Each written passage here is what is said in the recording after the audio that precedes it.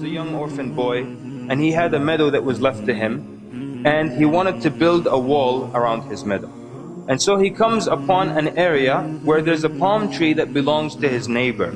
So in order to build around that palm tree, his wall would not become straight, and therefore it would become weak. So he asked his neighbor to give the palm tree to him so he can include it in his territory and build a wall around it. So his neighbor refused. So he tells him, you have many other palm trees and this one won't hurt you, so just give it to me so my wall can be straight. And the man refused. And so the young boy, he goes and he complains to the Prophet ﷺ.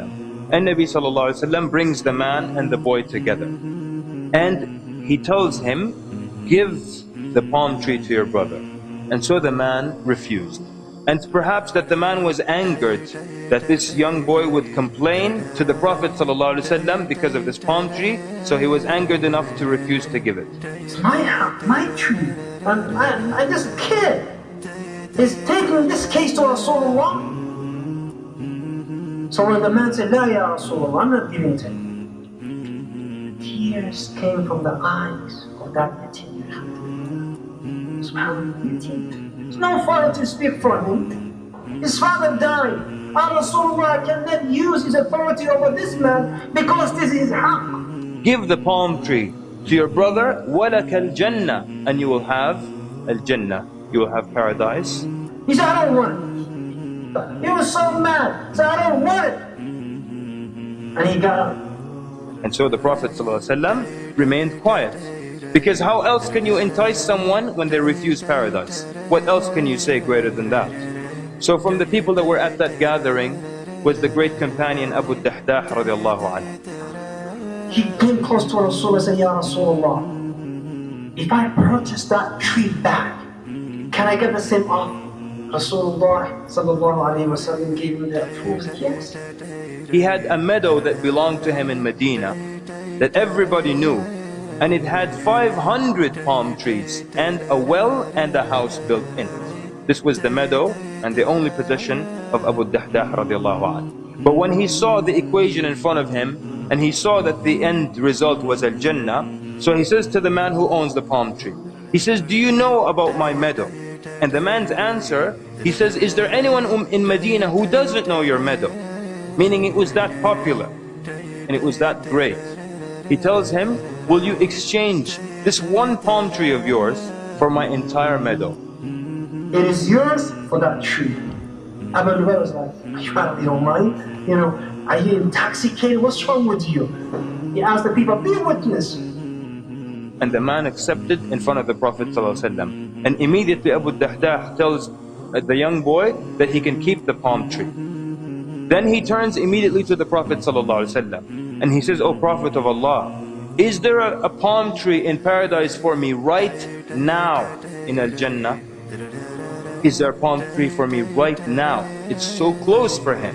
And Nabi ﷺ said, كم من عذق رداح في الجنة لأبي الدحداح كم من عذق رداح في الجنة لأبي الدحداح. And Nabi ﷺ is saying, how many of the idq, which is the part of the palm tree that bears the fruit itself, how many of these full parts are right now in Al-Jannah for Abu Dahdah? The narrator says the Prophet ﷺ didn't repeat it once, he didn't repeat it twice, he kept repeating it until Abu Dahdah got up and left that gathering.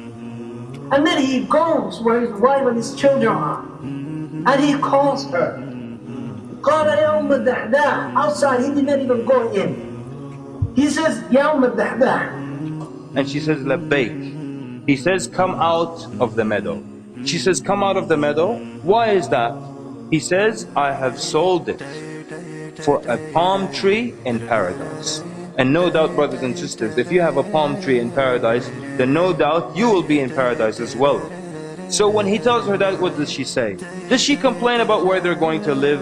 Does she complain about the provision or the money that they have lost? Does she even ask for the details of which palm tree and how did you exchange 500 for one? She says, Allahu Akbar, Rabih al-bay'u ya Abu Dahdah. She said, Allahu Akbar, what a prosperous sale, ya Abu Dahdah. And then she began to take the children out of the meadow. And she began to search their pockets, and she would take out all the dates that they had in their pockets, and she would say, this is not for us, this is for Allah subhanahu wa ta'ala. So brothers and sisters, this is how the righteous before us felt that paradise was close. This is how they sacrificed anything in order to do something for the sake of Allah. But Abu Dahdah radiallahu anhu was not satisfied with the thing that he gave.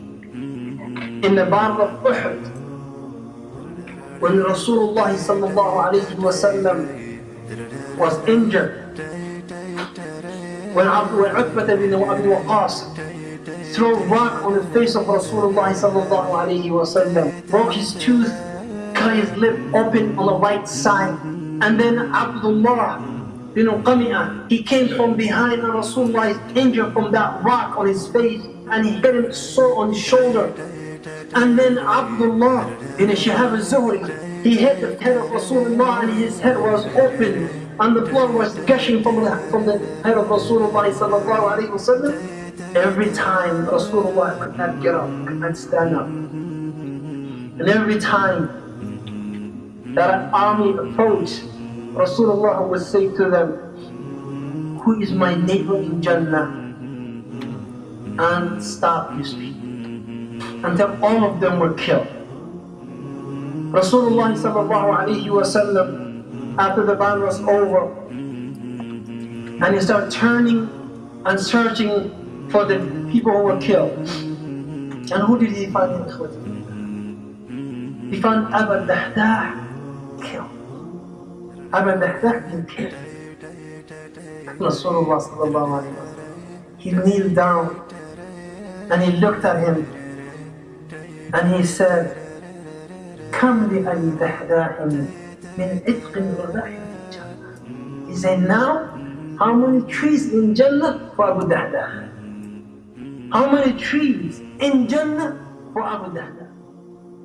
ولكم صدقت مودتي وبكم ألوذ وأستعي يا صحب ما لي غيركم يا رفعتي دنيا ودين ولكم صدقت مودتي وبكم ألوذ وأستعي يا صحب ما لي غيركم يا رفعتي دنيا ودين حتما سنذكر مجلسا جمع الشباب المخلصين وسنذكر